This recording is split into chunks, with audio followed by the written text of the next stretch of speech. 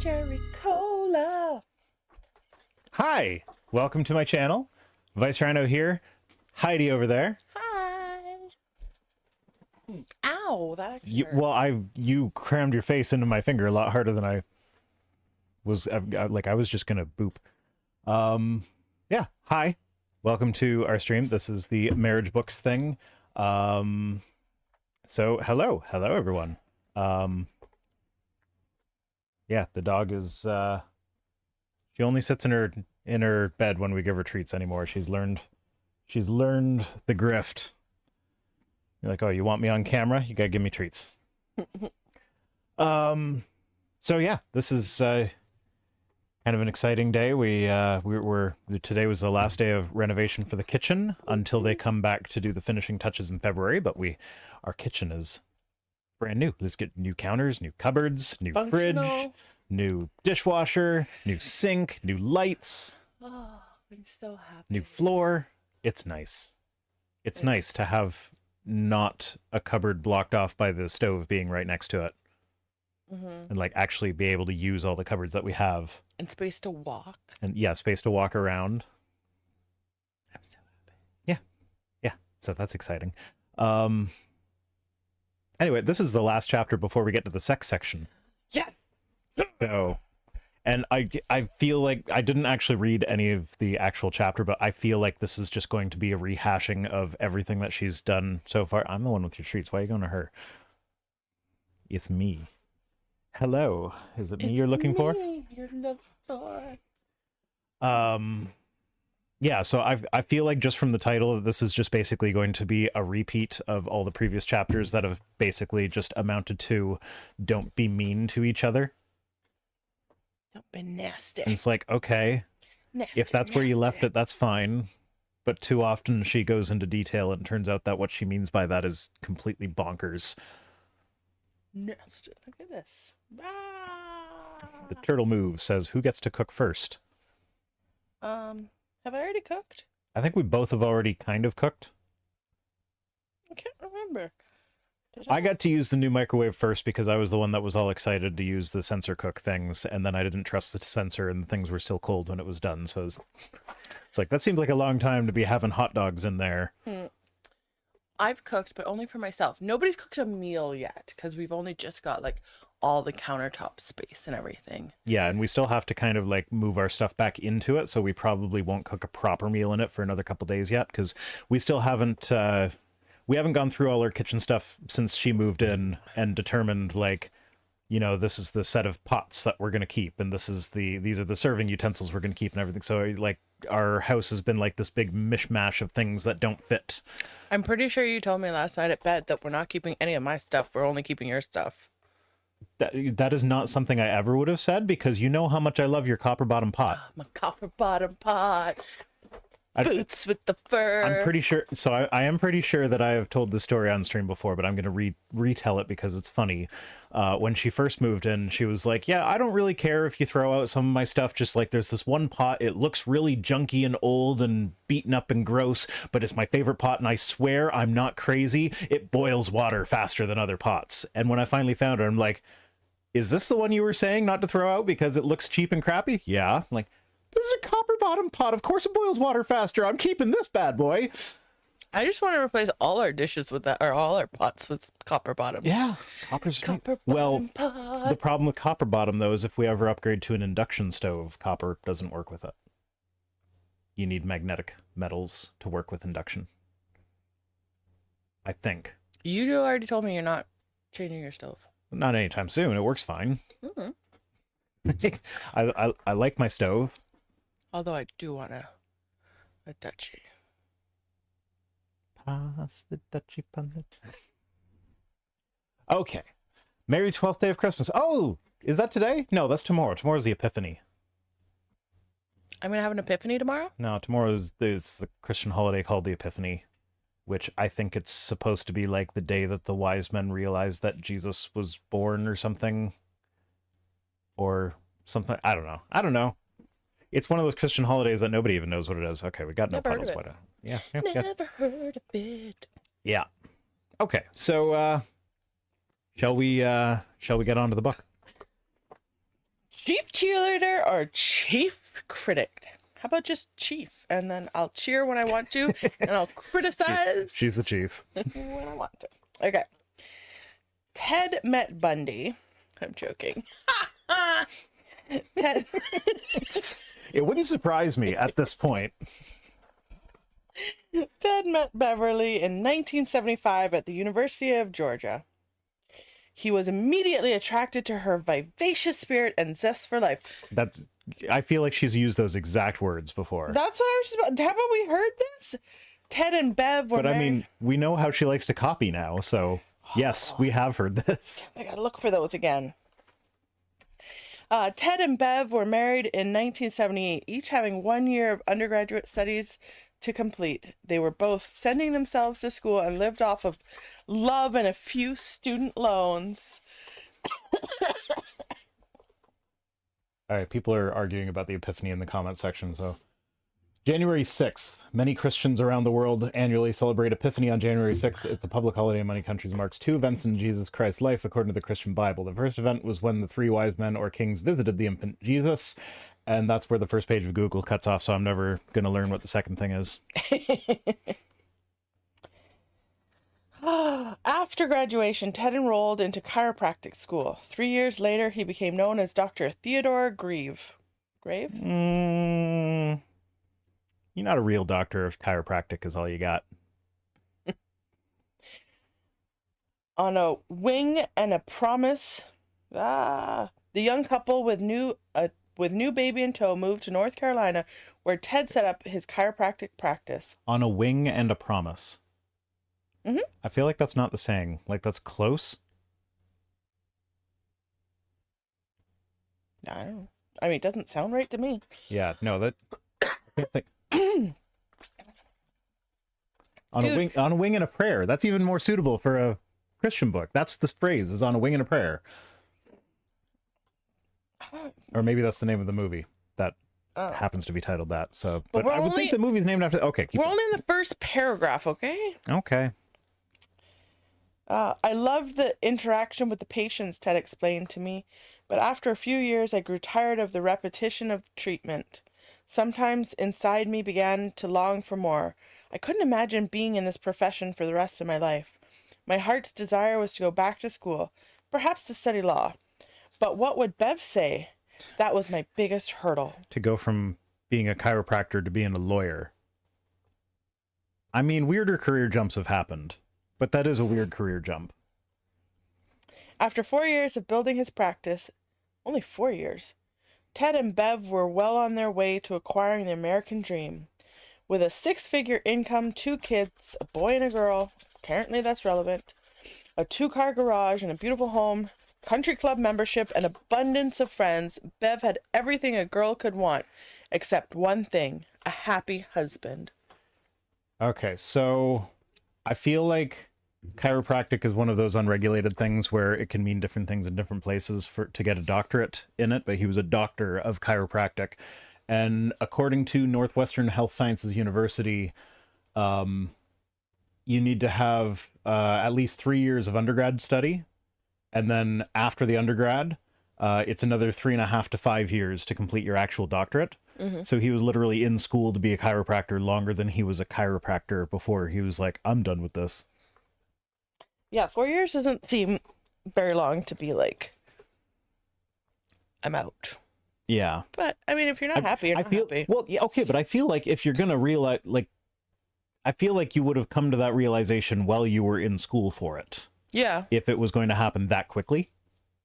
Well, maybe he did, but then he was married and living off of love and been like, fuck, I gotta pay these loans. I mean, 6-figure income, that is nice. Mm-hmm. Finally, I broached the subject of returning to school. Ted continued. I told Bev I was miserable doing what I was doing.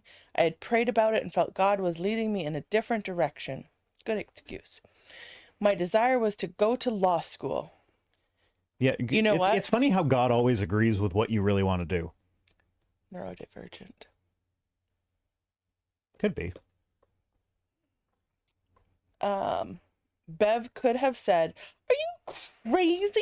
Do you want to give up all this on a whim? What about the kids, our friends? We've got everything. Why do you want to disrupt our home? But you know, she didn't. Okay. Okay. So this is something that we've talked about before. So you are currently in school to be a therapist. Doggo's back. And I have expressed a desire to go to school. Now, in fairness to the comparison doesn't entirely work here because I haven't decided what I want to go to school for. So I'm like, should I go to school for something that's like going to help me with my YouTube stuff more on the technical side? Should I go to school for something that's more in line with like, it'll help me with the argumentation side? Like maybe I could go for a doctorate of divinity. Do it. Like, and like that would be a fun qualification to have for my YouTube channel is like, yeah, I'm an atheist with a doctorate in divinity. Do it. So I know all this shit or whatever. And like, so like, I'm undecided whether it's, or like maybe something more science related, like biology, something. Geology. Or geology is probably what I would go for. Cause, I remember despising biology in school. And then I can get all the pretty rocks I want. You can still get pretty rocks. I know. But now I have an excuse. I like crystals. I just don't think they're magic. They're magical. I'm magical. Am I not magical? Am I not magical? I'm sorry, but I'm picturing Commodus right now. Am I not merciful? I don't know who that is. From Gladiator? I've never seen it. You've never seen Gladiator? No. We've had this conversation before. Yeah. Never seen it. Okay. Well, he after he captured Maximus, his sister was involved in a plot to like have him dethroned. Like and I know he who like Maximus is. the main character, Russell Crowe. He I captured figured. Russell Crowe. I figured, but then you start talking about the movie as if I'm supposed Yeah. to know who all the characters are. And then he had his sister was in on the plot to like have him deposed or murdered or whatever. And so he had her like tied up, and then he was like, you know what? I'm going to let you live, and you are going to bear my heirs, and you are going to blah, blah, blah, blah, blah. And, Not her brother. Yes, brother sister. It was Roman Empire. They did that all the time. Those guys were inbred as fuck. Okay. But like as he's giving her this speech about what she is going to do with the life that he is allowing her to continue to have when he should have her executed, like that's what he looks at her and he's like, "Am I not merciful?" And like she doesn't answer, so then he like gets right up in her face and screams, "Am I not merciful?" And it's But no, yeah, no, that's the point. just kill me. And Kill me. that's the point is no, he's not merciful, but he's trying to force her into get admitting that. it. And when you were like, "Am I not magical?" That was what I pictured. That was a good way of avoiding answering that question, though. He thinks I don't know. Okay, she is wearing a sweater right now that I got her for Christmas. Well, who gave it to you? Ridley. Okay, Ridley gave it to you, but I was the one in charge of like deciding and ordering and stuff. It's the Witch of the Woods sweater. Because you're my witch of the woods. We just don't live in the woods yet. I'm magical.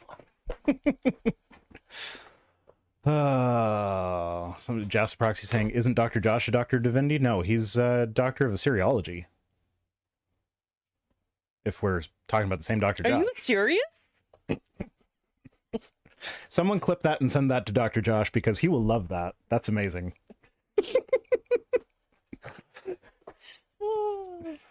Oh.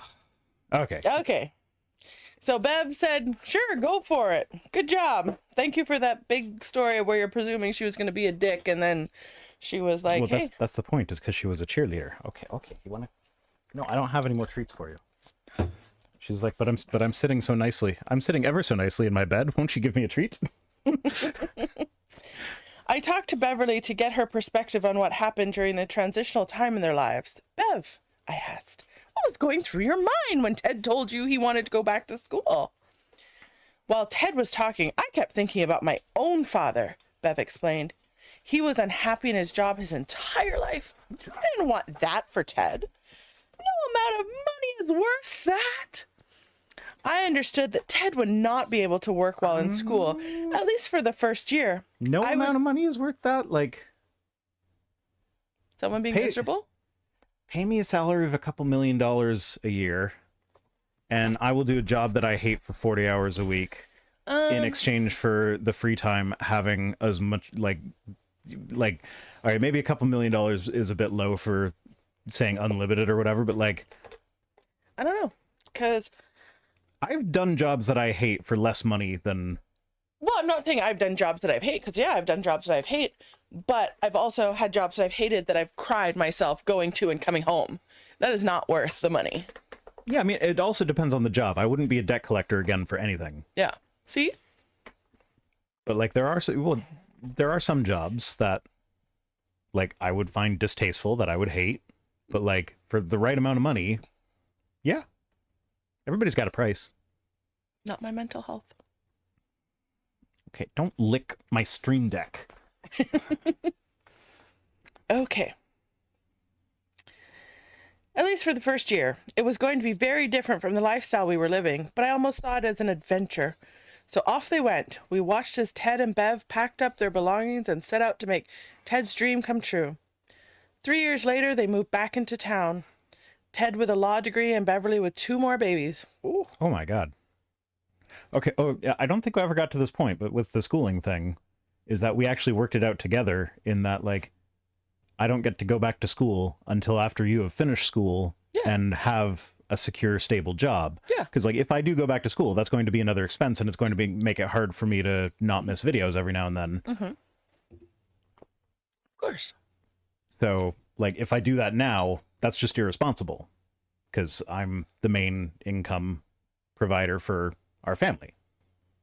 And then I'll be the main income provider and I can tell you what to do. When you are my sugar mama, I get to go back to school. Yeah, a law degree, 2 more babies. What if that seems irresponsible as well. Like, we just dropped our income. Let's have 2 more babies. That's what I was thinking. But I'm like, I wonder what kind of job she had. Because she went to school too. Mm. And she's now going to be the main breadwinner.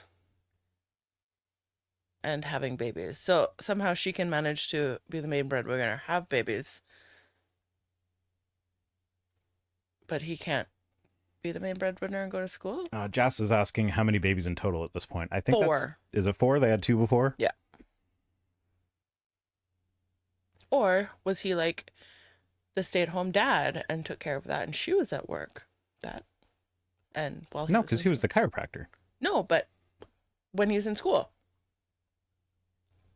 No, like, well, I mean, unless it was night school.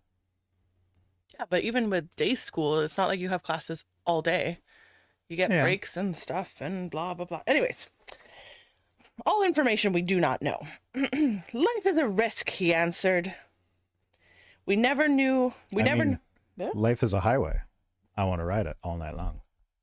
Don't lick my microphone. My God, why are you licking everything? Why are you licking everything? We never know if the decisions we make will be successful. It could have gone very badly. One thing that was always evident with Beverly was that we were in this together. It started out as my dream, but it became our dream. If I succeeded, she succeeded. If I failed, she failed. Okay, we're talking about you succeeding, you failing. What about her? Somehow she managed to like take care of all of this shit. Yeah. What about Beverly? Like, what is going on with Beverly's life at this point? Like, is she in a place where she has a stable enough job to support him going to school and to have a family with 4 kids? It's like, if so, then this isn't really anything all that special. Yeah. Who knows? I mean, it's nice that they have a relationship where they have that support. Like, I appreciate that you are fine with me going back to school once you have a stable job that can support everything. Or maybe he was just really good with his money and he saved up a lot, or maybe he came from money. Who knows? Yeah, maybe. It's just going to be one of those stories like, find out how this person managed to, like, all on their own, like, develop a $5 million a month income. Step 1, inherit a bunch of money from your parents. Yeah. Look up Dr. Theodore Grieve.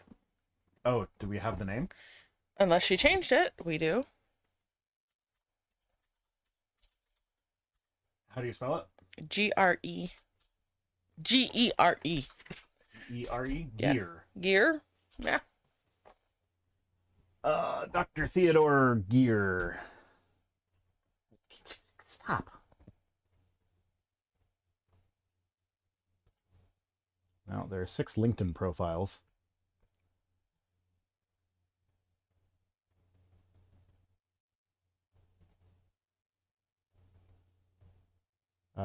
Independent nonprofit organization management professional? No. I mean, maybe. I mean, I feel like yes, because... I mean, he could also be retired at this time and not even have a LinkedIn. Yeah. Well, I mean, the first thing that came up was some guy giving, like, motivational talks, which seems like the kind of thing that, you know, the people that she's kind of hanging out with would do. Like, yeah, I was a chiropractor, and then my wife let me go to school so I could become a lawyer. So now here I am on stage to tell you how to have a good marriage with a wife that lets you do things. Or he's not a Christian anymore. Maybe. Anyways. Ah, dang it. Life is a risk. My dream, her dream. If I failed, she failed. I guess that has been the key to the success of our marriage in general. Was it hard, I asked? Let's just say, Ted said with a raised eyebrow and a slight laugh in his voice, God was very present. When it comes to our husband... What does that mean? Was it hard? God was present. No. God was very present. And that made it hard? That meant it was hard, but he was there keeping watch over them. Did you miss my sex thing, or was it just not worth acknowledging? I missed it. Because God's presence made it hard. Oh. I can only get hard when God's there. But he's here all the time. Everywhere. Do I need to say it? And we shall continue. When it comes to our husbands, we have a choice. We can be their chief critic or chief cheerleader. Hey, that's the title. That's the chapter title. Woohoo! She said the thing. Oh, sure. Some days it flips back and forth from one to the other. But as for me, I want to follow Bev's lead and have those pom-poms ready to cheer my man to victory. Now let's turn our attention to 2 different women who married men with one similar dream. Each other. That would have been perfect, though. Oh my God.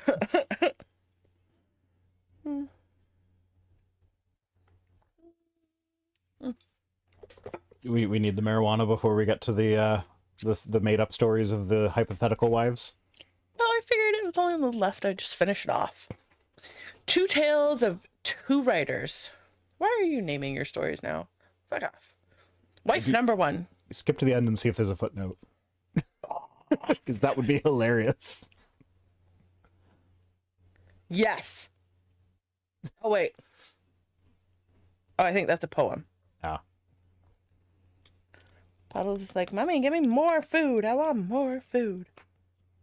Yeah, well. Tough cookies, dog. Okay. I don't see one. Okay. When author and speaker Florence... How do you say her last name? Nightingale? No, Litauer? Litauer was a senior in college. She went home from Christmas vacation to watch her parents' store so that her mother and father could take their first vacation in years. Yeah, I feel like this is not her story. Yeah, it's Florence Litauer's. No, I know, but I don't feel like Florence told it to her. Yeah, this is from Florence's book. Yeah. She's referenced Florence before, hasn't she? Yeah. Yeah. Oh, 2 tales of 2 writers. So she's just copying the biographies of 2 writers into her book now. Yeah. Yeah. The day before her parents were to leave for Boston, her father took her quietly aside to the little den behind the store. The room was so small that it held only a piano and a hide-a-bed couch. I feel like if there's room for a piano in a room, it's not a small room. Yeah. Like, unless we're talking a little tiny electric piano. And a bed. Like, I mean, I guess a couch bed. Yeah. Which means it pulls out into a bed. Yeah, so there has to be enough room for that and a piano. Like, yeah, upright piano doesn't take up a hell of a lot of room, but it's not small. In fact, when you pulled the bed out, it filled the room and you couldn't sit on the foot of it and the piano and play the piano. Okay. Okay, so it's a big enough room to it probably a room about the size of the one we're in now. yeah. So you put a pull-out bed in here and put a piano in the end, it's going to get cramped. Yeah. The two of them walked into the back room, and her father reached behind the old upright and pulled out a cigar box. He opened the lid and showed her a little pile of newspaper articles. I'll let Florence tell you what she discovered that day. So she's copying this from Florence's biography while pretending she's not. And then in the middle of it, she's like, now I'm going to quote her directly. Oh my God. She's a prize. Sharon. What are they? I asked. Father replied seriously. These are articles I've written and some letters to the editor that have been published. As I began to read, I saw at the bottom of each neatly clipped article the name Walter Chapman. Why didn't you tell me you'd done this? I asked. Because I didn't want your mother to know. She has always told me that since I didn't have much education, I shouldn't try to write. I wanted to run for political office also, but she told me I shouldn't try. I guess she was afraid she'd be embarrassed if I lost. I just wanted to try for the fun of it. I figured I could write without her knowing it, and so I did. When each item would be printed, I'd cut it out and hide it in this box. I knew someday I'd be... It was dark in here. I know. I knew someday I'd show the box to someone, and it's you. He watched me as I read over a few of the articles, and when I looked up, his big blue eyes were moist.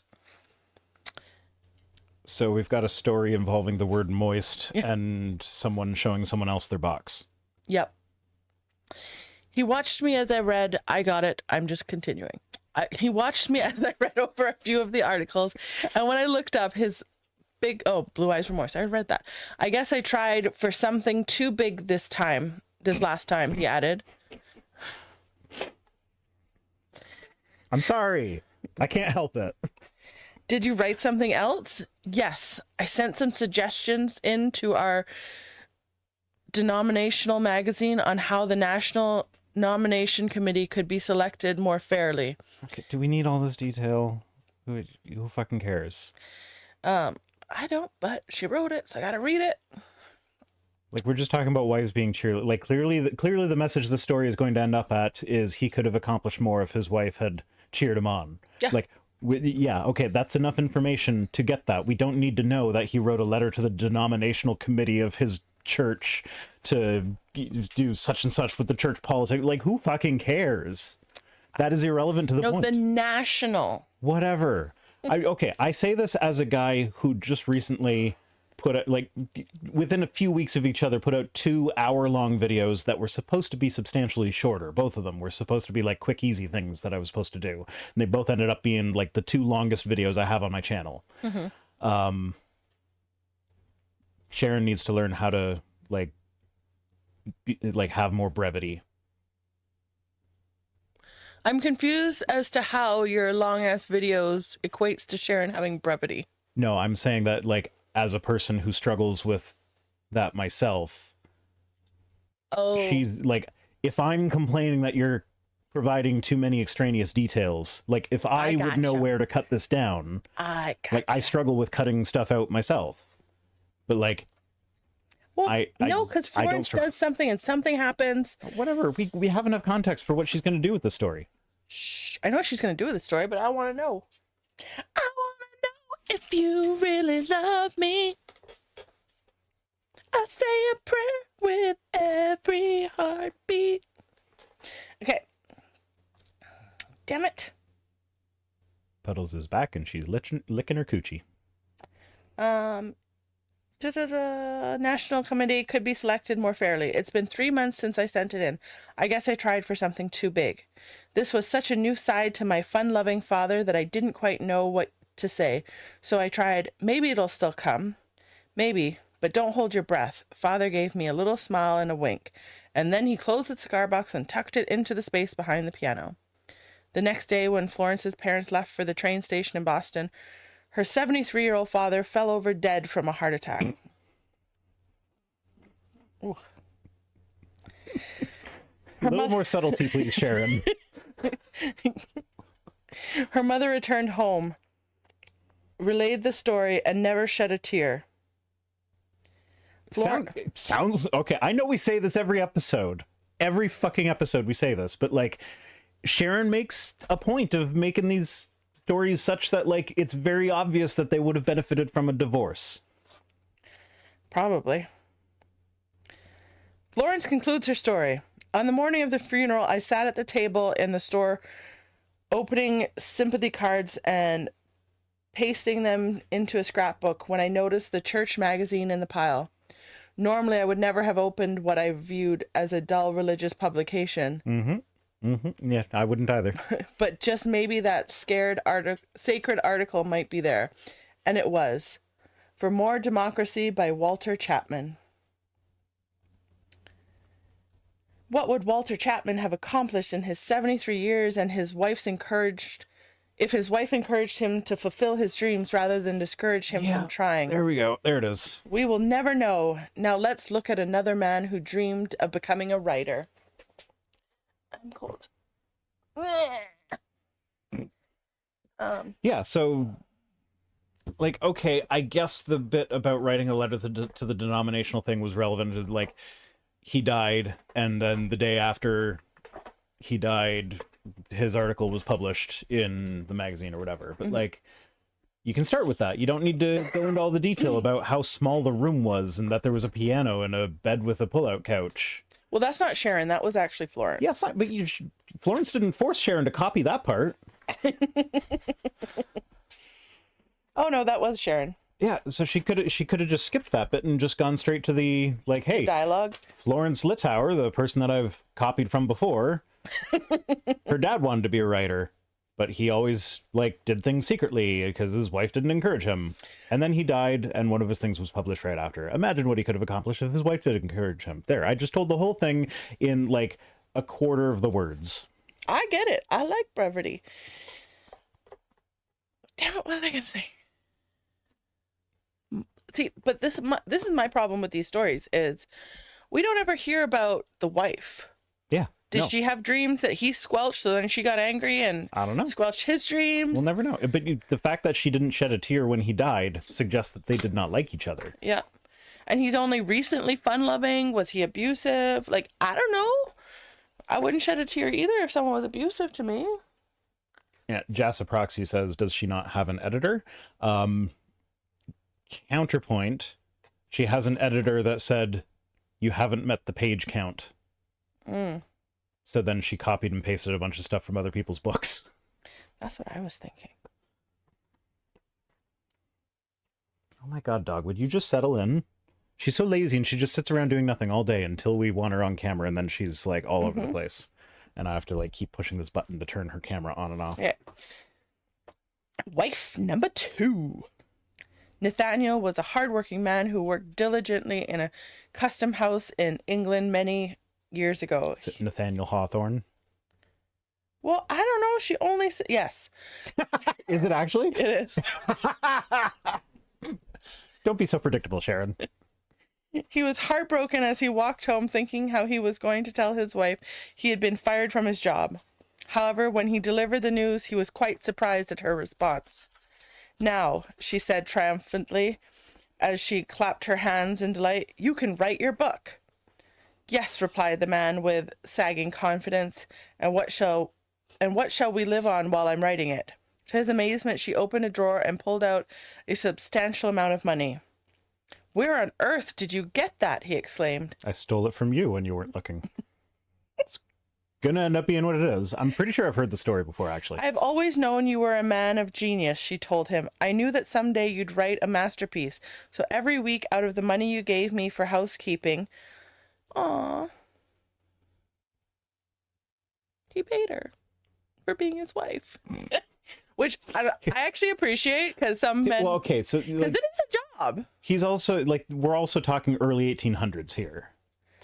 Yeah. So, like...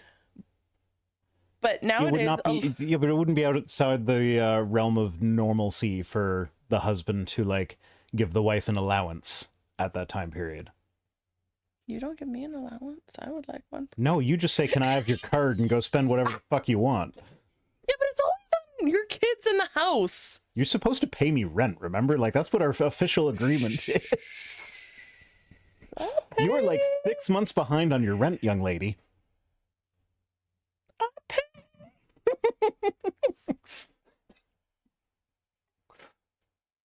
Puddles, you hear, Daddy? He's not being nice to Mommy. He's not being nice. I wonder, maybe I can deduct the rent you haven't paid me as, like, business losses on my taxes this year. Why you gotta call me out like that? Because it's funny. Puddles. If I was actually upset about it, I wouldn't mention it publicly. I know. Come on. No, she doesn't want cuddles. She wants you to, like, put treats in her bed. I don't have any treats. That's what she was doing to me. That's why I kicked her down. Okay. You done? Where are my treats, guys? Where are my treats? Mommy. You done? Okay. Every week out of the money you gave me for housekeeping, I saved a little bit. Here's enough to last us for 1 whole year. A little bit. That's quite a bit. Yeah, that's a lot of money. I mean, to be fair, in like 1850 or whenever this was, that would be like $100. Yeah, but still, that's a lot of money for them. A year's worth. Friggin' dog. People Look back at then that tail could go. barely Look at that afford tail go. Look at that little tail go. Look at it swish. Look at it swish. rent. Okay, you're gonna have to go down if you can't sit. Mommy can't read. Okay. Someone needs to send a super chat for Puddles. A year. From her trust, confidence, encouraging words came one of the greatest novels of American literature. That was the year Nathaniel Hawthorne wrote The Scarlet Letter. 2 men married to 2 very different wives. I imagine not many husbands aspire to become writers, but they do aspire to accomplish something in this world. Okay, so she just gave us 2 stories of women encouraging their husbands. Why couldn't she just give us 1 story? Because she started off Because the chiropractor. because so that was the story, and then don't lick the microphone. God damn it, dog. Anyways, they long Yeah, because she's a bad writer. That's why. they long to leave their footprint, to make a difference, to leave their mark. See, I was gonna make a joke at that point and be like, I don't want to be a writer, but I kind of am. But are you a good one? No.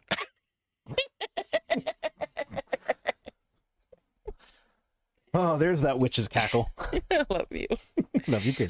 Why is it that so few of us ever fulfill our potential? Is it because somewhere along the line, someone whose opinion we valued gave us a discouraging word? Yeah, for a lot of people it was. Yeah, well, I mean, But it could be your mother, your father, your sibling, could. your teacher. It could be anybody. It could also be that that's just not how the world works for most people. Yeah, Like, no, most that's people true. have to spend their lives figuring out how they're going to make enough money to feed themselves and pay rent. They don't have the luxury of pursuing their passions. Yeah. Like, the fact that Nathaniel Hawthorne's wife was able to save up a year's worth of living expenses off of just the pocket money that he gave her suggests a level of privilege that most people don't have. Or she didn't really tell him where she got it from. Are you suggesting she may have been a woman of ill repute? I'm just saying, that's a lot of money for back then. And a whole year. Yeah, I could also see that being one of those mythical stories that didn't actually happen. And it said he worked in the... It didn't sound like he had a good job. Like, not a good job, but like, he wasn't a banker or something that had like money. Oh, well, so his wife was Sophia Peabody, who was a painter, illustrator, and writer. So, let's see. I don't know when she started her work. Well, there's a poem that she published in 1843. So is that before or after the Scarlet Letter? That was before. Okay. She got married to him in 18. Oh no. So it was, well, she was married to him, but it was like a year after.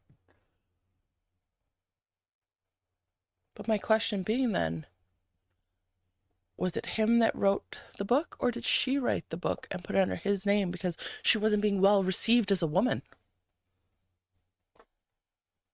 Well, that was not an entirely uncommon practice. I've never heard that with regards to the Scarlet Letter, so I'm just going to assume that that was not the case here.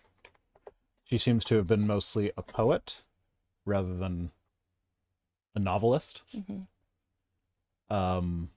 But yeah, there was, and she was a painter before she got married to him. So it's not inconceivable that she had a career of her own that she was also putting money away from. Sharon.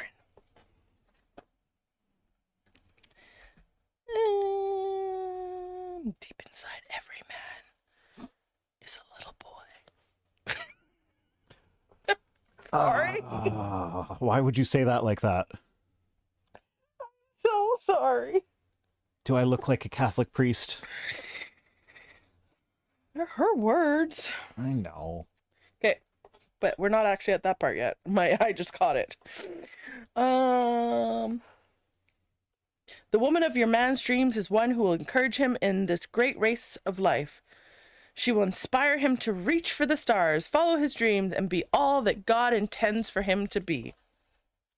Deep inside every man is a little boy with great dreams to make a lasting impact on the world around him. There's a fireman who dreams of rescuing a damsel from the angry flames of a burning building. Why does it have to be a damsel? Why do we have to imagine people burning in a building? Yeah, well, that is my dream. So here's for the thing, you like, to burn in a building and me to save you. So I've considered joining the volunteer fire department here. I think I've kind of fallen against it because there's just no time for like the training and stuff that would be required for that. But like when I picture myself as potentially a firefighter, it's not to go in and save a woman. It's to go in and save a cat. I mean, I would be the firefighter that would save the pets for sure, 100%. But like, no, I always just pictured like Meow. On the hose outside shooting water, like put out the bit, like. Just stop. Okay. Just stop. My dreams and aspirations are small. Your dreams and aspirations are very specific and don't really change. There's a fireman who dreams of rescuing a damsel from the angry flames of a burning building. A pro basketball player who dreams of making the winning basket in double overtime. The warrior who dreams of destroying the evil foe and saving the world from destruction.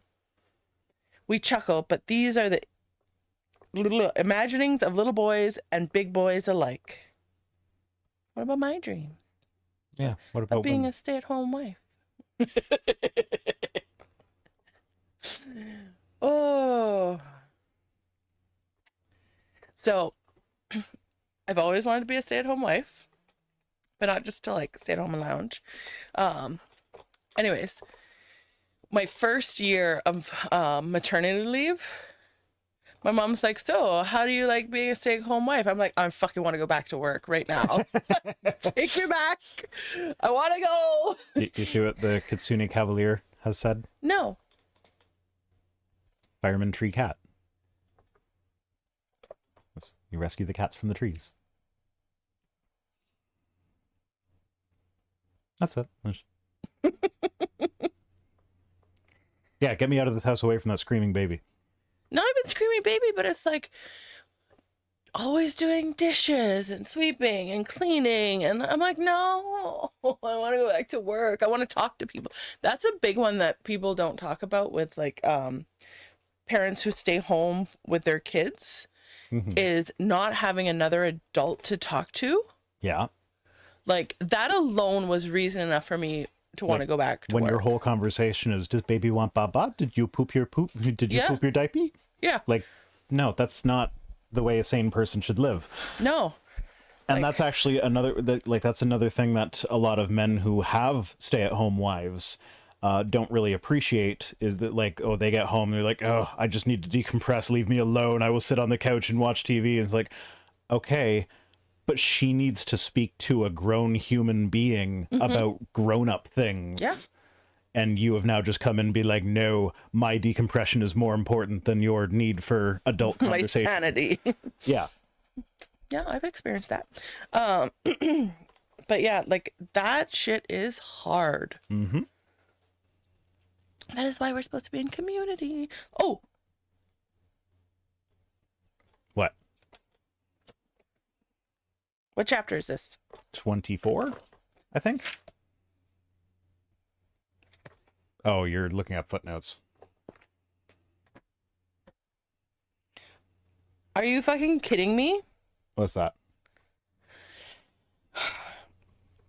Earlier in the paragraph when I said, why is it that so few of us ever fulfill our potential?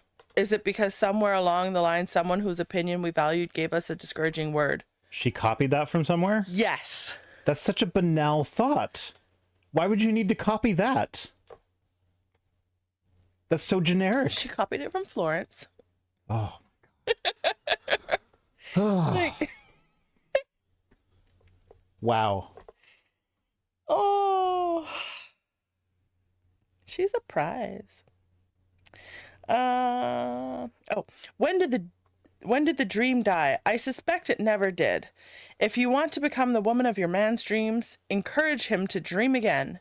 Better yet, help him make those dreams a reality. Dream together. I agree. Plan together. Absolutely. Make a mark on your generation together. Woohoo! I like the together ones, not the him ones. Yeah, well, the together ones are often like, together you can work towards his goals and dreams. I know that's exactly what she meant, but Yeah. Oliver Wendell Holmes once said, many of us die with the music still in us. May we speak positive words and learn how to open the music box to our husband's heart to allow the melody to flow. Have I opened the box to your heart? You've opened up a box. I'm not talking about my box. That's the box to my heart, though. So just to go back to the Hawthorne thing, I'm reading his bio on Wikipedia, like kind of skimming it. It's entirely possible I'm missing stuff because I'm trying to read this while listening to this while trying to think of things to say. So my brain's not good at multitasking like that. So I might be missing something. But yeah, there's no mention of his wife providing him with a lump sum of cash out after he lost his job so that he could focus on his writing. It was just he lost his job in 1848. His mother died in July of that year.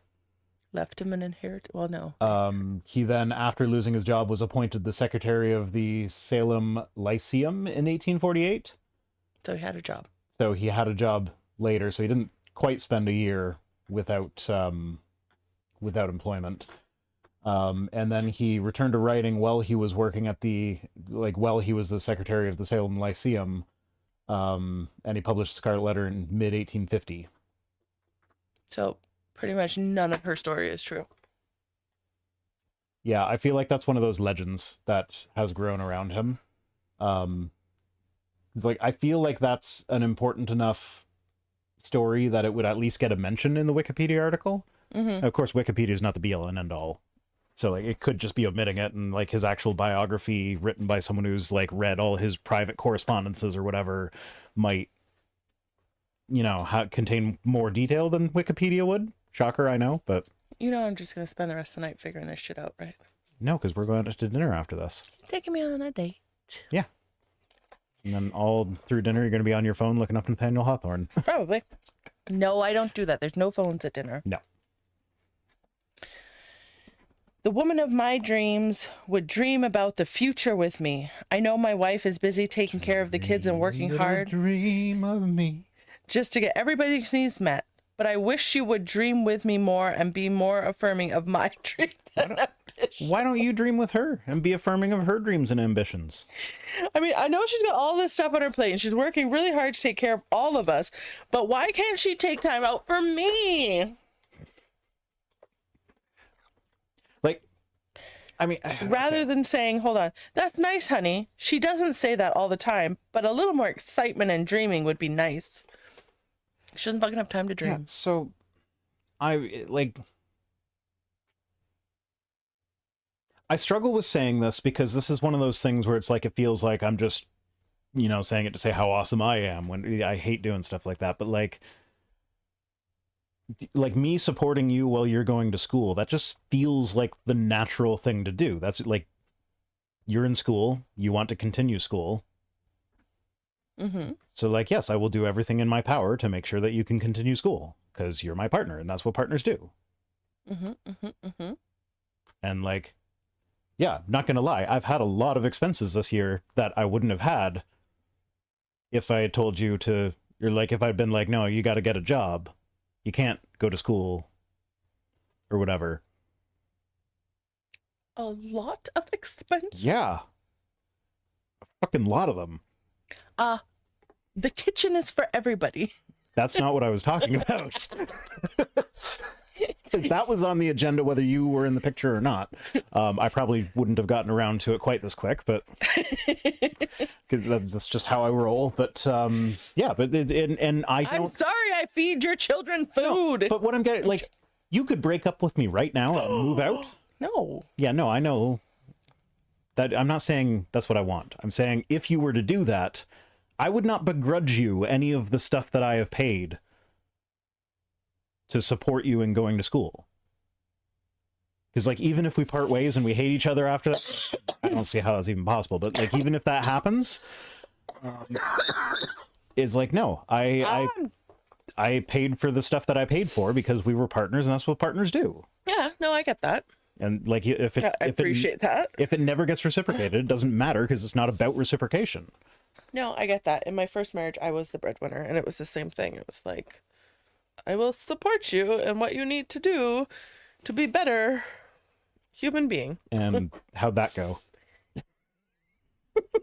got the house. Okay. And he got a new wife. You know. Apparently I didn't support his dreams enough. Apparently not. No, he didn't support your dreams enough because didn't you guys split because he didn't want kids and you did? Yes. Yeah, so he didn't support your dream of having kids. Yeah, but he doesn't have to. I have. I'm pretty sure Sharon would be against childless couples. That is true. That's against God's will, not Justice mine. says it seems like you got the better end of the stick. You ended up with me, so I'm going to say yes. I'm not the better end of the stick? No, then your ex-husband. Oh, I thought it was like me or you. And I was like, No, you got the better end than your ex-husband. Yeah, no, I did. I definitely did. I definitely did. Fun fact. I'm going to share this. Fun fact. So the woman he was having an emotional affair with, he asked if she could move in with us in our 2-bedroom apartment. You should probably mention that that's after you officially broke up. But yeah, so we officially split. We were living in separate rooms in our home, and he asked if she could move in with us because he's a gem. You know. Yeah. But I mean, the fact that he thinks that he could ask that and that I might have said yes. Like that's just one of those like he really thought I was an amazing human being. Yeah, but that's crossing a line. It is. Like if you can't like no, that's not how it works. No, I agree. But that's what happened. Once there was a woman riding along in a limousine with her husband, the governor. Oh, sorry, she titled this The Governor. Oh, so is this a real story or is this one of her governor. made up ones? Huh? Hello, governor. I don't know. I don't know if it's a real one. Sorry, my brain. Is there a footnote now? My brain just caught up to what you said. There is. Oh. This whole chapter has just been other No, that's what every chapter has been. We just didn't notice until last week. Oh, okay. Because Sharon doesn't write her own books. She just copies other people's stuff. And Once there was a woman riding along in a limousine with her husband, the governor. As they passed a group of men doing road construction, they noticed one of the workers was a man the wife had dated in high school. The governor smugly said, "Just think, honey, if you had married that man, you'd be married to a ditch digger." I was like, you need a bitch slap is what you need. like, The wife thought about that for a moment and then replied, "I don't think so, dear. If I'd married that man, he'd be the governor." I like her comeback. Not gonna fucking lie. I do like her comeback, but also, like, this is leaning really heavily into the, like, behind every great man is a great woman thing, Okay. which is not untrue necessarily, but at the same time, it kind of takes away from someone's accomplishments when they do actually accomplish shit on their own. Oh, the plight of the man. I know, the men in the spotlight don't get enough credit for being in the spotlight. Yeah. It's always the women behind the scenes that get too much credit. I agree. As a woman, we have the ability to encourage our men to accomplish great feats or discourage them from reaching their dreams. Oswald Chambers wrote, What if the ditch digger didn't dream of being the governor? No. It's like, I have no desire to enter politics whatsoever. So, like, if you encourage me to enter politics, that will and be... believe it or not, some people don't want to drive around in limos and, like... The limousine is one of the stupidest vehicles ever invented. Yeah, but I mean, like, go to fancy dinners and, you know, some people actually like the life they have. Tailgating and going to sports games with their friends, not going to, like... Hey, so I watched a video a little while ago. It's like an hour-long video that is titled, "Why YouTubers Hold Their Microphones." Hi. And so it's like, in this channel I've never heard of before, but it goes into, like, the whole thing. Like, there's this whole social divide. It touches on the fact that our tastes can often be determined by whatever class we're born into, and that can actually be a social weapon. Where, like, if you find yourself in a social circle of people from a different class, they can find things about your taste to weaponize against you. Whether that be like, oh, you're like, the example he used was, there was a TV show where, like, someone from a rich family was dating someone who came from more humble origins, and when she went to a function with his family or whatever, she bought a really expensive handbag and was wearing it around, and they all made fun of her because flaunting your wealth is seen as gauche.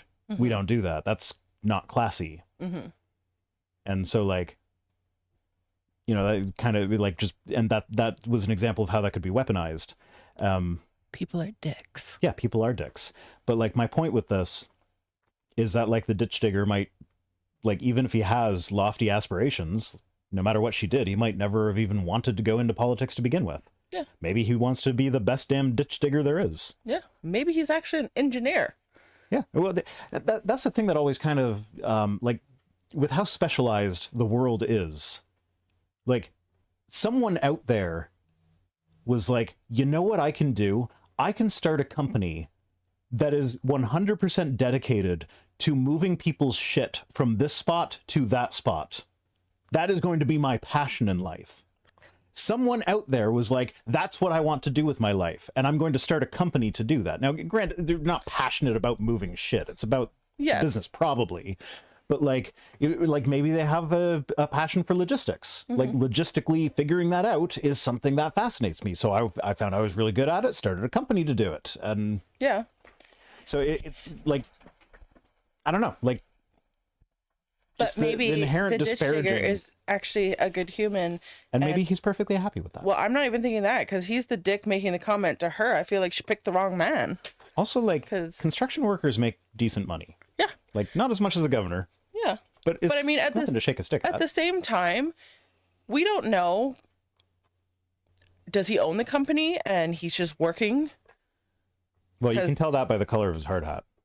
Yeah, but there are actually some employers who work Well, yeah, like with the their contractor employees. that did our kitchen. Yeah, he was. Steve was here working right with his employees. Yeah. The entire time. It's his company. Yeah, and I really appreciated him because there was times where some of the guys weren't quite sure how to do things, and like he took time out and he's like, no, this is how you do it, and he was like, great. Yeah, he was fucking great.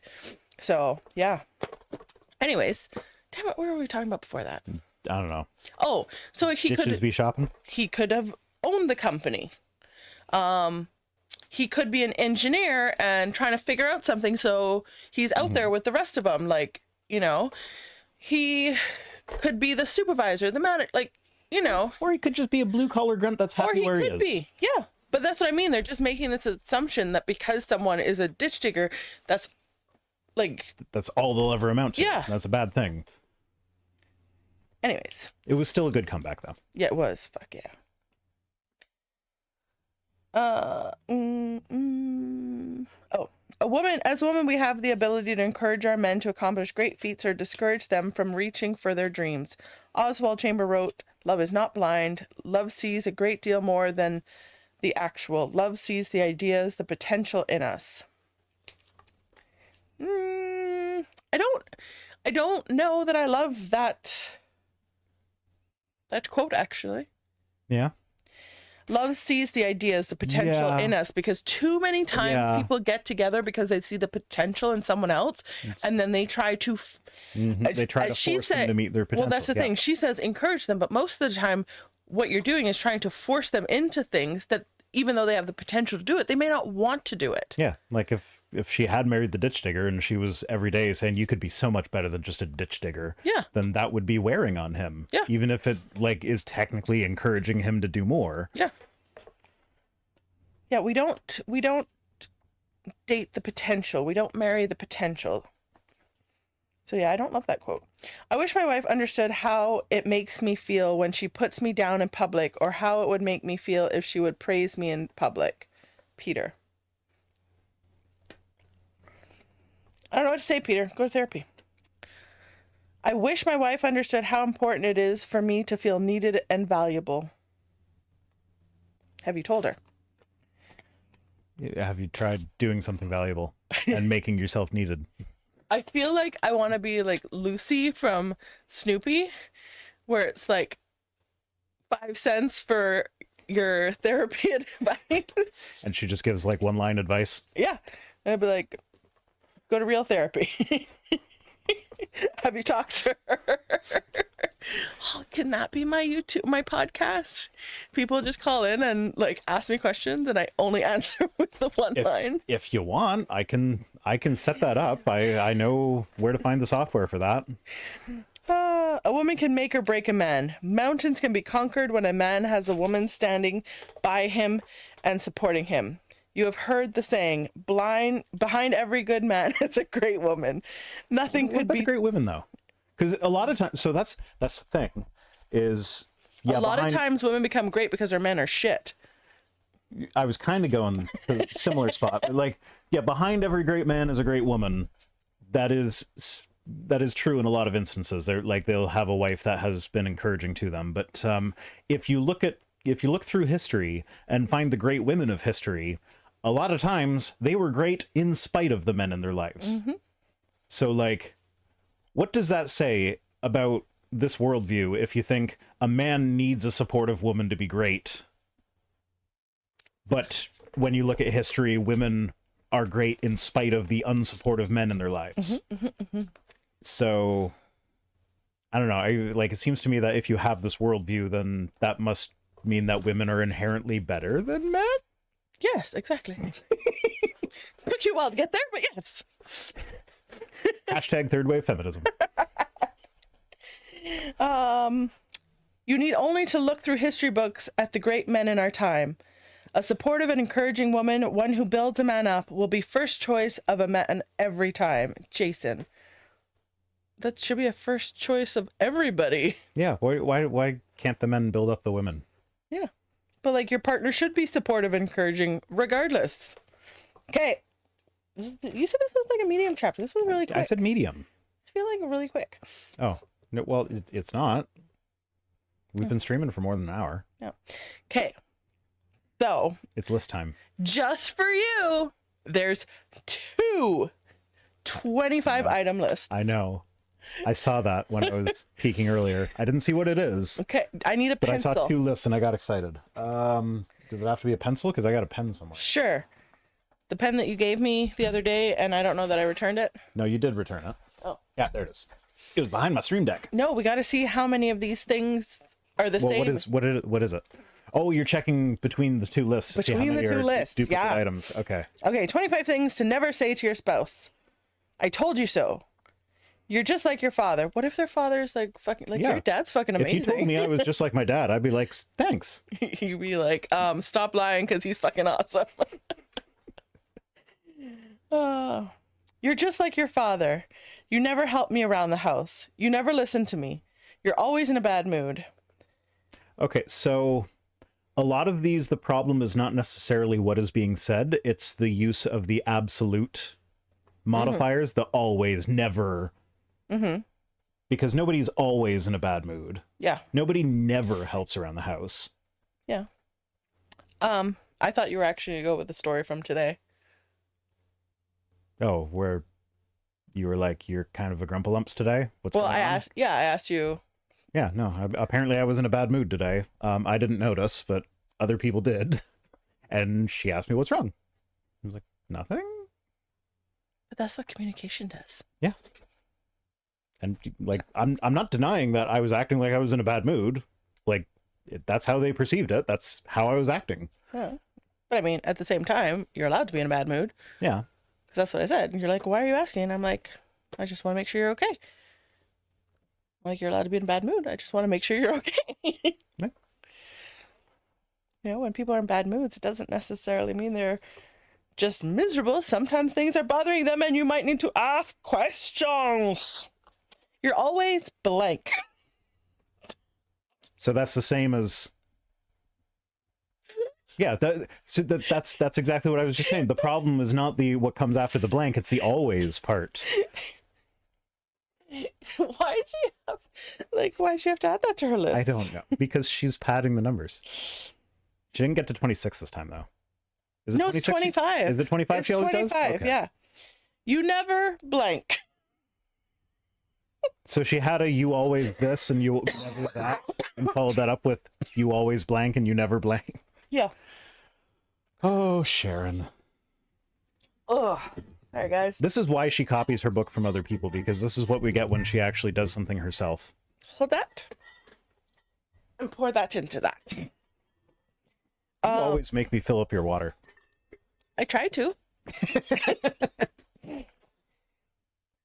You just don't think. I say you just don't look, but you don't think. Dad, what's Are you that? thirsty? She came running as soon as that water. Sorry, guys. No, She's got water. She's got water. she thought it might have been a treat. No, you got water here. Hey, drink your water. Okay.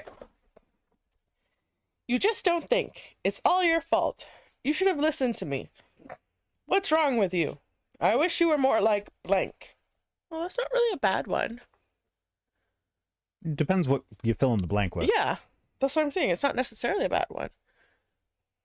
But I I wish mean, you were at the- more affectionate. Like, if you're telling someone your needs, Yeah, like, okay. I feel like she was thinking a person's name would go there. yeah, So like if you told me you wish I was more like some other guy that you know, Yeah. then that could make me feel like you're more interested in that other guy than me. yeah, no, I get that. That's what I said. But I said this isn't necessarily a bad Yeah. one.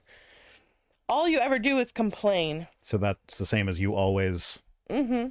I can never please you. What did you expect? You got what you deserve. You're lazy. Okay, but what if you got a promotion and then you go come home, she's like, you got what you deserve. Yay. Like some of these, it's context dependent, whether it's good or bad. Yeah, no, I agree. If you'd have more ambition, you'd get somewhere in life. You're irresponsible. You're welcome to tell me that. You're impossible. I am impossible. What were you thinking? Usually like 7 things at once. I know. Like I've Okay, so I'm gonna stick your pin. So I had always wondered my whole life, like, you know, you ask someone like, oh, what are you thinking? And they're like, nothing. I'm like, no, like, but what are you thinking? And they're like, nothing. I never understood that there's people that think nothing. Yeah, no. See, when you say that to me, and like, I have responded nothing sometimes, but usually it's because I don't remember what I was thinking when you said Yeah. that, because there's so much going on up there. Yeah. Because yeah, part of having ADHD is like that's what I was going to say. Like, I meditate occasionally. It can help me fall asleep. I have trouble sleeping. You're I love how you're looking at me like I yeah. don't know this. You're out in 30 seconds, and I'm so jealous. But I have trouble sleeping, so I will like sometimes like if my brain is racing around thinking about too many things and that's what's keeping me up, I will, like, you know, try to meditate, focus on my breathing or whatever. And part of meditation is you're supposed to not think, and the way you accomplish that is by thinking about your breathing. Except I can't just, like, there's always words going through my mind. So if I'm not trying to think of words, then just other words will randomly pop in there. So the way I do that is, like, as I'm breathing in, I repeat in my head, breathe in, breathe in, breathe in, breathe in, breathe in, breathe in, breathe out, breathe out, breathe out, breathe out, breathe out. But like in between breathe in, breathe in, there's enough space there that my mind just goes off on this big long tangent, but like it's back by the time I get to the second, and it's one of those things I never even noticed about. Like, I never noticed how fast my brain races until I tried to slow it down like that. And then it's like, wow, I fit a whole friggin' narrative in between the words breathe in and breathe in. Yeah, you should do in, out, in. Yeah, that doesn't work because I get like distracted in the middle of the longer syllable and forget to finish it. Yeah. But yeah, I didn't realize like people actually like because my thing always was, how can you be thinking about nothing? Because even if you're thinking about nothing, you're thinking about something because you're thinking about nothing. Yeah. Like, I don't get it. My brain is always doing something. Yeah. But actually, so depending on who you talk to, a lot of people will say the goal of meditation is to still your mind. The way I've learned it is that it's not to still your mind, because you can't stop your mind from thinking, just like you can't stop your heart from beating. You can't say, heart, stop beating right now. You can't stop your mind from thinking. There are ways you can do that. And it'll accomplish both. No, I said you can't well, I guess that's part of making it. Anyways, no. Okay. Out of the dark corner. Yes. So your mind is still always thinking. Even those people who aren't thinking, they are thinking. Like, your brain is always going to be active. Yeah. Otherwise you're dead. So it's not to stop the thinking, it's to observe the thinking. So for me, I note that as a difference between I'm noticing that I'm thinking about something versus I'm actually in that storyline that I'm like, there are two different things. Yeah. And yeah, that's a good way of looking at it. And I think that's kind of what, because like my understanding is the best way to accomplish it, like when your mind wanders off, to get back into the focusing on meditation, the thing that I've heard that you should do, like, you acknowledge, like, okay, I have thought about this. Now it's back to being in control. Yeah. But I thought I'd just make that point because I'm pretty sure a lot of the audience is neurodivergent. And if they've ever tried meditating, it could get really frustrating. If you think like your mind has to stop, because that's not what meditation's about. So you can still get the benefits of meditation, because I am all about meditation. If you practice, regardless of if your mind is still going, the goal is to kind of observe those thoughts, focusing on your breath. And if you get lost in those stories, which is okay, because every time I sit to meditate, some days I'm doing great for like 5 minutes. Other days, after a minute, I'm already like down some rabbit hole. Like, every day is going to be different. Yeah. But just practicing in itself will be beneficial. So Jassa Proxy says, I'm not neurodivergent, I'm spicy brained. And Kitsune Cavaliers, by the way, I'm also ADHD. Yeah, I there's a good chunk of my audience that shares in one neurodivergence or neurospiciness or another. Because I guess like attracts like. Yeah. But I have heard that from Unless you're a people magnet.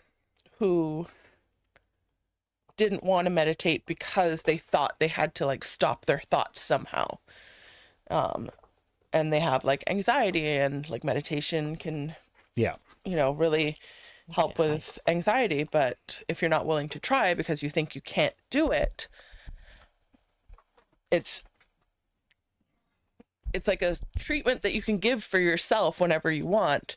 But if you think you can't do it, then you don't get that treatment. Yeah.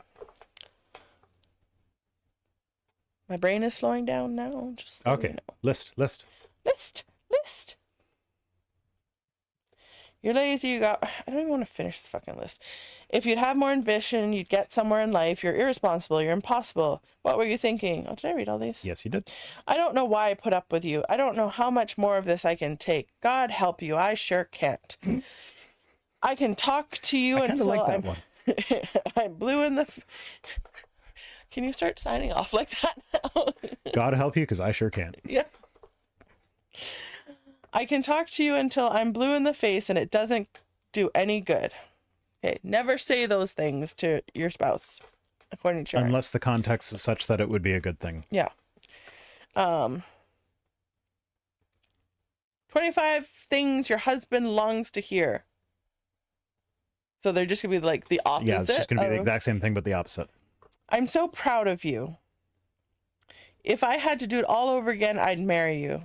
I missed you today. I've been thinking about you all day. See, again, context dependent. If you get the jerkwad husband who doesn't understand that his wife needs to like have adult conversation when he gets home and sits on the couch and just wants the decompression time to watch TV, I'm gonna clean this for you, Dad. hearing "I missed you today" would be like, "Oh God, she wants to talk. I don't want to talk. I've been talking to people all day at work." So that could come across as a negative. Right. But if he said it to her and didn't expect anything of it.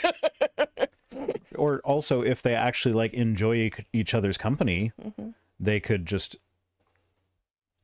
like talk. True story. Yeah. We're married. Okay. What can I do for you today? How can I pray for you today? I'll do that one. That one's easy. That's not what I want to hear, though. How can I pray for you today? On your knees.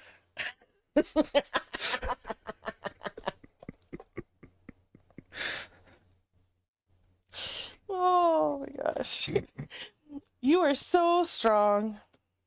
Thank you for working so hard for our family. I do say these things. Other men could learn a lot about blank from you. I definitely say things. The best part of my day is when you come home. I never leave. I was about to say the best part of my day is when you leave. You are one of God's most precious gifts to me. Great job. One of? Yeah. I have 2 tiny humans. Okay, fair enough. Puddles is like, me too. Great job. Thank you. Yeah, that's just normal politeness. I mean, the amount of times that I say thank you to you in a day. Yeah, like, thanks for getting me water. Or thanks, like, you just say thank you. That's just a normal courtesy that you do. Like, that it's not even a spousal thing. That's just anyone. Yeah. If someone does something nice for you, say thank you. Like, I'm sorry. You are wonderful. Stop licking my microphone. That was really great. You're so smart. I say that all the time. My personal Google. You look so handsome in that shirt. Oh, I did. You do say that a lot. You do. It's actually funny because like I get a not insignificant number of comments now telling me that my my shirt's too busy or it looks funny or it looks weird or whatever, and it's like, I don't care because I put it on and you look at me and you're like, you're so handsome, and I'm like, Yeah, no, doesn't matter what the commenters think. Uh-uh. You make my day bright. No, you fucking don't. You don't like me turning on lights. Yeah, I turn all the lights off. The construction workers make the day bright because they're the ones that actually put the light bulbs in the. I waited for the contractors to show up to put the light bulbs in the kitchen light fixture because I couldn't figure out how to do it. I mean, like, I know how to do it because it's a pot light type of thing. So it is just like you align the holes, you stick it in, and then you give it a little twist. Yes. Stop, get your mind out of the gutter, lady. And that's all it is. But like, it's almost like it goes in so far that it's impossible to grab the tip to give it the little twists. I might be doing it on purpose now. But like it was impossible to grab the thing to give it the little twist that it needed, so I couldn't get it. And it was like I was busy yesterday, so I'm like, you know what? Fuck it. I'm the professionals. I'm gonna hire a professional to put a light bulb in for me. And so like there was a part of me that was like, that feels embarrassing. But then it was vindicating when they got here and they got the lights and they were like struggling with it for like 20 minutes. So it's like, okay, it took a professional 20 minutes to put the light bulb in, so now I don't feel bad after giving up after 2. I feel like everyone's well. I think everyone's professional at putting light bulbs in, but then I'm like thinking of all the different kind of light bulbs I've changed. I'm like, not everybody is.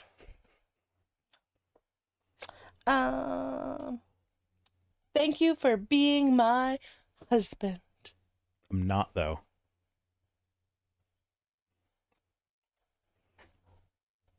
Sugar daddy. I didn't hear anything. No, you said thank you for being my husband. I said I'm not your husband. Yeah, I'm your sugar daddy. Okay, you pressed something and I thought sound was gonna happen. No, I was just turning the pedals cam back on. Oh, that's what I was waiting for. It's like, what song did you put on based on my comment? Like, no, pedals cam. I was so No, I don't know. My the Go XLR software doesn't like to do things correctly after rebooting the computer. And I don't think it's getting updates anymore because the company is like, they don't make it anymore. And I think they went bankrupt. I'm not sure. Like I got like one of the last ones you could get. So yeah, there's not going to be any updates. So it's the software's going to get more buggy as time goes on. But I haven't found anything that's got physical sliders that divides up your audio like the Go XLR does. So that, like, that's why I use it. And you don't care because this is tech shit. But I still love you. I appreciate all you've done for me this week. I'm so glad I married you. In my heart. You are my best friend. Best friend, best friend. You're my best friend, best. He my best friend. Okay. So that was that chapter. That was that chapter, and then Now comes it's the sex time. You thought sexually fulfilled him. you thought the dirty jokes were coming hard and heavy before this.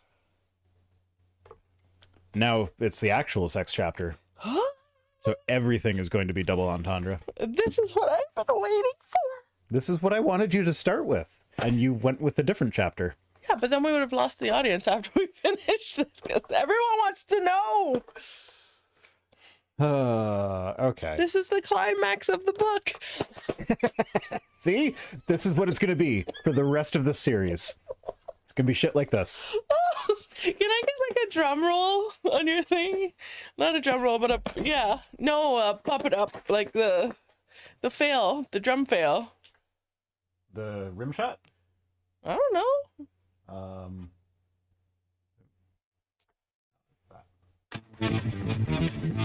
Is that coming through? Oh, I don't know if that wasn't the rim shot, but it was coming through the. Is that what it's actually called? Yeah, the rim shot.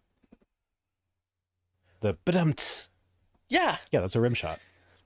No. Yes. No. Yes. No. I'm Googling it right now. No. We are changing the name. How to play a rim shot drumming. Blah, blah, blah. I think you have to go all the way to the end. He's doing it piece by piece.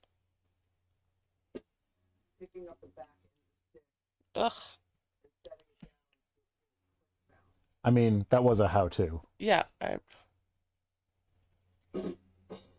Yeah. Rimshot. No, we are changing the name. Comic Rimshot. Nope. We're changing the name. But it's the sex chapter. You don't want a Rimshot in the sex chapter?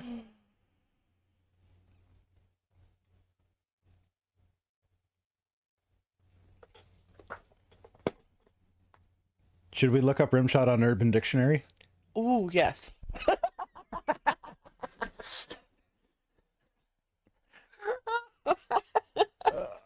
Rimshot. Urban Dictionary. I can already tell you it's probably just going to be like a cum shot on the anus. Yeah, that's what I unfortunately imagined. Okay, the first definition is that badum-ching they do on a drum after a joke. Can we not just call it that? Ba-dum-ching. That sounds vaguely racist. When you come on a drum. Ejaculating directly on the rim of the anal cavity. I'm surprised I had to go to the fourth definition for that. Now, to be fair, the first two definitions were identical, so this is only really the third. I still didn't have to go as far into the definitions as I did as Babyface did to get to the carrot thing. Babyface. Did you were watching that part of the stream, right? Yes. Yeah. So if you weren't Wednesday night. watching yesterday's stream, Wednesday. Today's Friday. Yeah. God, my whole week's been shot because of. But yeah, so Wednesday's stream, Babyface, the fucking pronouns guy.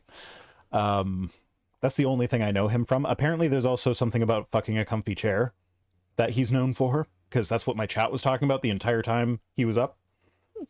And I didn't see that until I was editing the clip to go up later. I was like, I'm not sure I want to know what that's about. Yeah, Jassa Proxy is in the chat saying, fucking comfy chair. Yeah. But yeah, anyway, his whole thing was the episode of Doctor Who he was saying was too woke, and at one point the doctor says to a policeman, like, I just got snowman, so I'd like to go home. And so he looked it up on Urban Dictionary, and the 9th definition was when you put like 2 fingers in someone's anus, like a carrot going backwards in a snowman's face or something. It was a really dumb definition. I was just like, and you had to go to the 9th one for that, because the first definition was just like, your friends bring you to a party and just leave you alone and go do their shenanigans while you're like awkwardly in the corner of the room. But then the worst is that just what happened in that episode was a snowman fell on the doctor, and then he was like, I just got snowman. So it was literally like just the most literal thing it could possibly have been. True that. Anyway, that's it for this one. See you next Friday doesn't spell the thing, but it's going to be Thursday next week, right? We're going to actually stream at the appropriate time. Appropriate time. So see you next Thursday. I know it's not the No, same you're as see you next supposed to say God help you, because I sure can't. God help you, because I sure can't. Yeah, someone in the chat suggested that would be a better sign off for my Wednesday streams. That's better than fuck off. Huh, there you go. So, Okay. and it is kind of the same as saying fuck off. Okay. I'll So accept. I will try to remember that. So yeah, see you next Thursday.